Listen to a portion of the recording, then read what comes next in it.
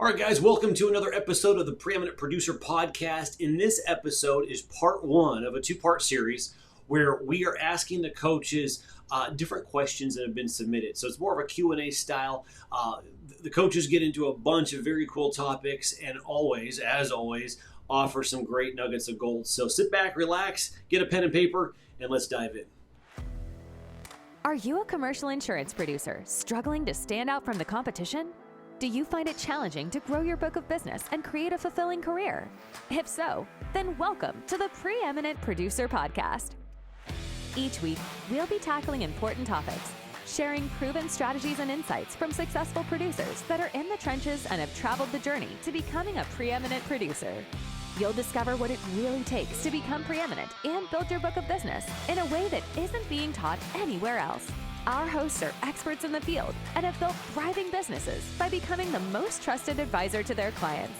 Welcome to your journey to becoming a preeminent producer. Let's dive in.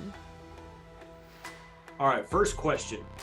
What motivated you to become a coach for commercial insurance producers, and how did you get started in this field? Okay, I'll jump in real quick. Let's start with the second part of your question first. That's easy. I got started in this field like a lot of people, somewhat unintentionally. I was graduating school with a very useful degree in political science, and I had worked for a couple years. I was getting married in 2 months, engaged to be married. I had worked for a couple years as a telemarketer for a couple regional commercial insurance agencies in Southern California. And I didn't know where else to go. So I asked one of the producers, hey, how do I get into this? And he said, go be an underwriter for a couple years, and then you can come back and be a producer. And so that's what I did. That's how I got into it. It was kind of almost by default, if you will. So now fast forward roughly 40 years later, what's motivated me to become a coach, and I think I speak for the other guys here too, I'm sure. I love doing this, love coaching. What motivated me was the recognition that this industry is rife with mediocrity. And we would all, three of us, love to see this industry in general up its game and work at a higher, more professional level. And we want to help people do that. Absolutely. Absolutely. Yeah, I mean, 30 years ago, I started in this business, and I had it on both sides of my family. So I jokingly tell people I was kind of in trouble up the creek on both sides. But in any event, I wanted to become a coach to be able to help our industry become better. I agree that we in our industry are rife with mediocrity, and I want to impart upon others what I've learned so that they don't necessarily need to make the same mistakes I've made, and they can fast forward their career in a very short time. Mm-hmm. Yeah, well said, Matt. I mean, I got into this industry. My dad had a little personal lines insurance agency in Iowa. So after college, I went there temporarily till I could find a real job and a real career. Ended up moving out to Arizona, leaving the family behind, the family business behind, and to seek my fame and fortune here. Started an agency, loved it, and the rest is kind of history. We joke all the time that nobody sets their sight out to become an insurance agent. We all kind of just gravitate to this, or mutate to it, maybe is a better word. But yeah, it's kind of my story.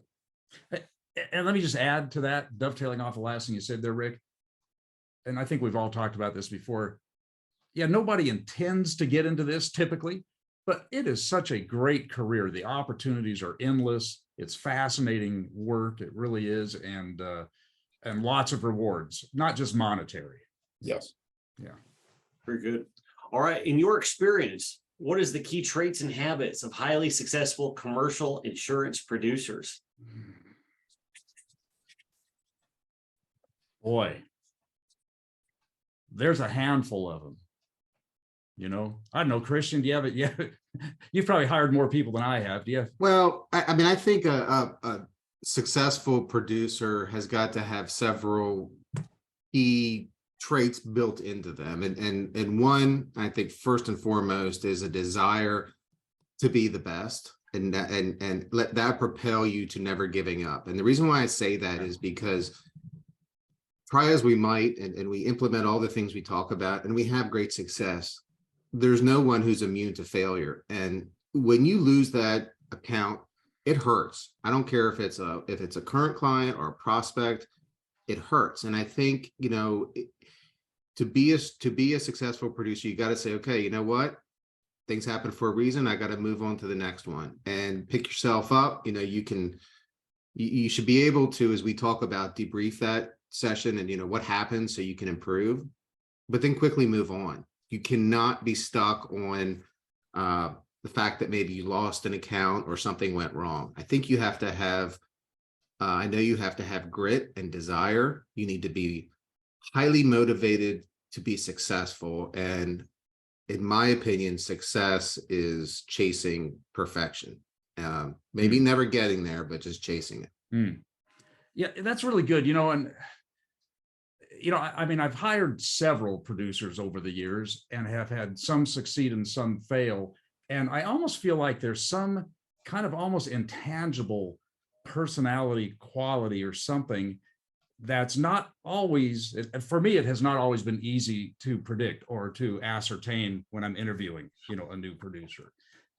In a book that we recently made available, the New Producer's Handbook, we talk in there about a story of 3 producers that I hired all in a certain short period of time. And, and the successes and failures of those. 1 out of 3 succeeded. But interestingly, that one producer that succeeded, the new producer, had no insurance background, no sales background. He only had a blue collar. He came out of the construction industry. That was his background. But I guess the one intangible, if I think about that, he had is kind of what you were saying there, Christian. He would just never give up. And boy, he did. You were talking about, we get rolled, we lose accounts, whatever. He never let that bother him. Somehow it just was like water rolling off a duck's back, and he just got on to the next deal, So I don't know. It's hard to define. Yeah, I think you also have to have some traits of creativity to outthink, outsmart, out create your competition. And a lot of what we talk about are ways to jumpstart your career, but also differentiate you right out of the gate. And you have to be looking at that, because unfortunately, I think unsuccessful producers also fall into the category of they're just the same. And they may write an account here or there, but if there's no differentiation, it's really difficult. And that's something we talk about and teach. So yes. Yeah, that's absolutely right. And, one of the reasons we love doing this coaching program is all of us have commented at one time or another, when we were starting out, we would have loved to have had this access to 3 guys that are not necessarily Phi Beta Kappas, but they've been successful. They've been doing this, right. They've been doing this for a lot of years. Would have loved to have had access to that. I know I've shared my personal story before, that I had the absolute worst mentor and training in my first insurance agency job. But, that was valuable too. It showed me, some things not to do, but the differentiation, that is really, really key, to have valuable, meaningful differentiation. But that's just one of the many things we get into in this program. I think coaching is something that we all agree is invaluable. It really is. But coaching is something that has not been available to a lot of people for a long time. I mean, there was no online coaching for a very long time in this industry. It is now available to you. So your agency may not buy into it, the agency principal, but you as a producer can find online coaching. You can join our group. You can have fun. You can learn about the industry. I think one of the other things is hard work, but it doesn't look like hard work. So when you come into an agency and you see a very successful producer, and he or she is going out to lunch, they're playing golf on Friday afternoon or Wednesday morning, they're doing all of this fun stuff. You see that person in the height of their career, and you didn't see the first 5 years of their existence where they worked They had that grit, which I think is passionate persistence. They had all of that stuff going for them. You just see them, you enter the agency 5 or 10 years later, and it's like, wow, this is simple. This is really easy. And it's not easy. It's very hard work that you need to commit yourself to and commit yourself to the career. Then it becomes a lot easier down the road. Yeah, and we're in the game. I mean, that's what's really interesting about the three of us is we're still in the game. We're still playing. We're still, we're a player coach here. That's true. And so, we say it a lot. I mean, probably if someone's having difficulty, we've had similar difficulties. If they, messed up on something, we've probably already done that. But the objective is for us to fast forward our industry and really get us to a point where we are respected, higher than probably even where we are now. But this industry is so good. And I know we've been talking about that I think it's been a protected industry, Rick, and that's why there hasn't been a whole lot of training is, you can make a hell of a career and it's solid, it's consistent. Anyone needs it. I mean, sure, we get paid commission. We may lose an account here. We may gain an account here. But overall, when you become preeminent as an insurance producer, I mean, the fluctuation in interest rates, the fluctuation in the stock market, it doesn't affect you. It doesn't affect you. This is a secret business in which you can be incredibly successful, as Matt says, and may not be Phi Beta Kappa. Well, boy, that's for sure. I was just having this conversation with somebody here in our office this morning, and that is, there may not be great leadership in insurance agencies, medium to small insurance agencies, because the principal of that agency probably has the largest book of business, and that's how they became the principal of the agency.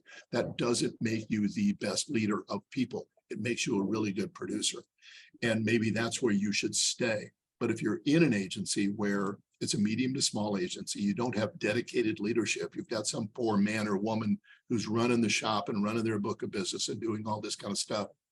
You need to understand that, and you need to seek your own personal way to become successful in spite of them. Now, try to work with them hand in hand, let them know what you're doing, let them know you believe in coaching, and not only could help you, but the entire agency. But recognize the fact that they may have never considered coaching in their career. It was not available to them in their career, and it just can make an enormous amount of difference. Very good. All right, so I'm gonna, for the sake of moving on to other questions, I'm gonna interrupt you. That's key for we ramble on. That's code for we ramble on.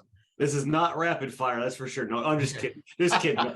So next question. This was submitted by kind of more of a newbie. It says, I'm new and I seem to be losing confidence during the first meeting when it comes to differentiating myself. I think the prospect can tell and or see that. Any recommendations?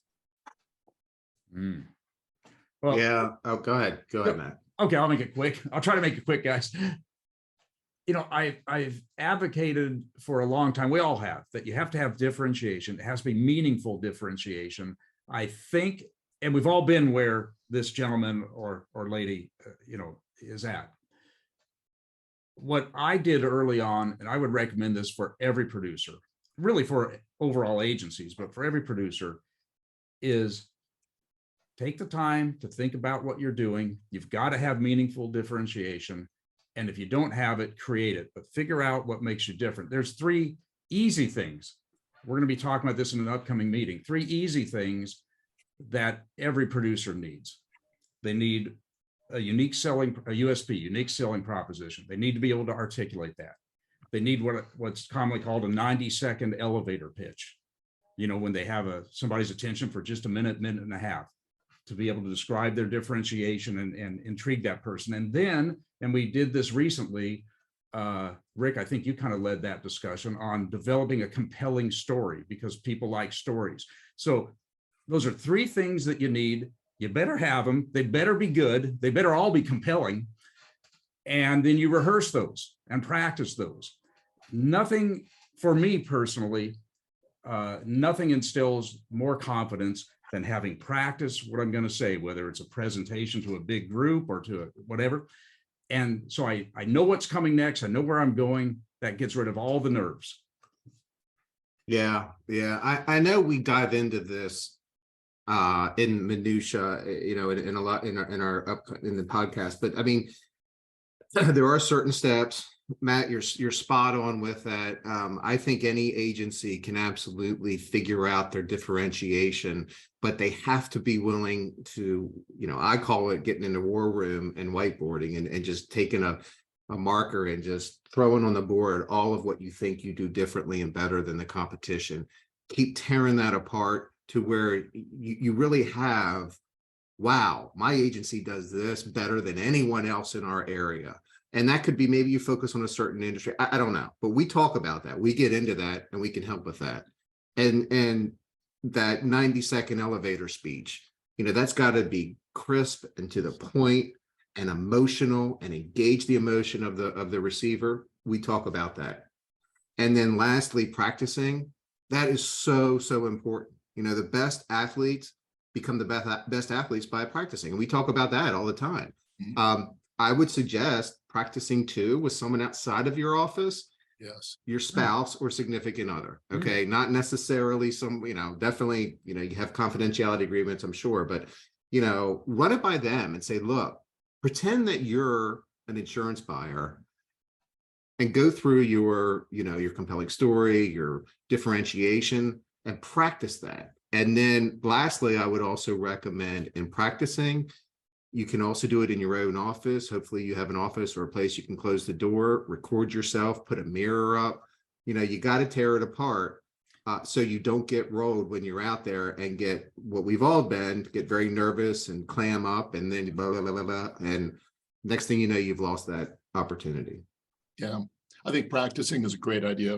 I know, and I did practice in front of my wife once, and she listened to it intently. It was very nice. And she said, really, our family's future relies on that sales pitch because it sucks. So we got a divorce a little bit later than that. And I married a much better woman a second time around who thinks I'm really cool. But honestly, and by the way, with coaching, you can have fun. Honestly, I think what Matt and Christian have said is exactly right. Be a Boy Scout, be prepared. You go out, do your homework before you go see someone. Never ask, tell me about your company. Know about their company, know about their industry, and ask good questions.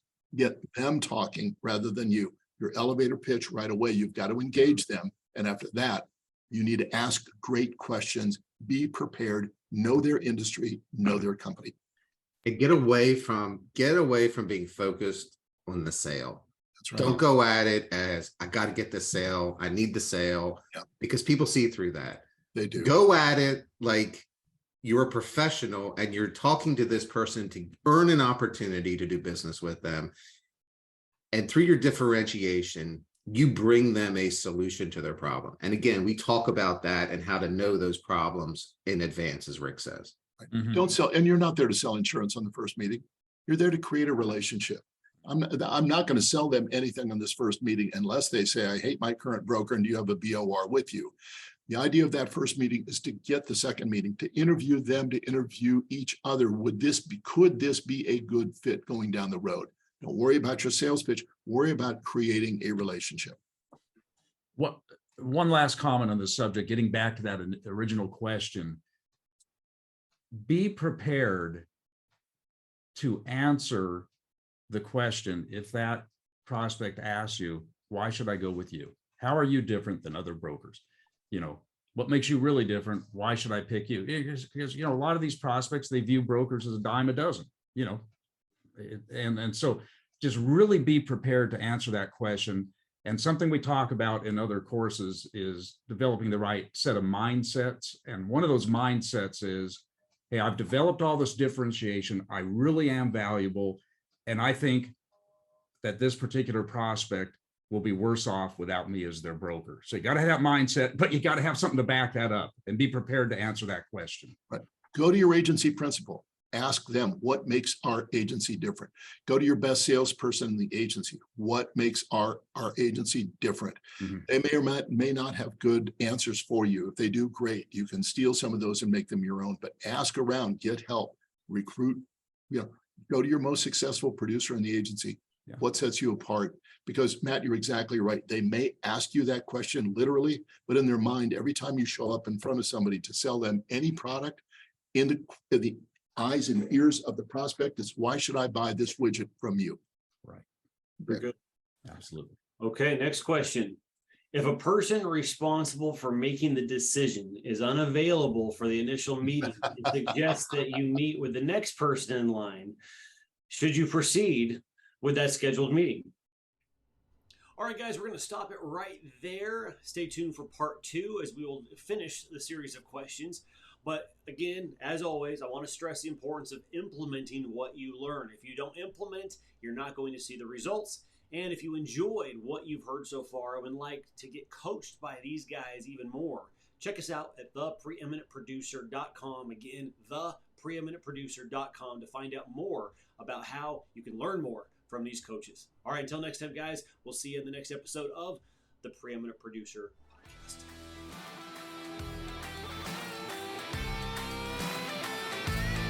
Thanks so much for joining us on this episode of the Preeminent Producer Podcast. If you're enjoying the show, please feel free to subscribe, rate, and leave a review wherever you listen to your podcasts.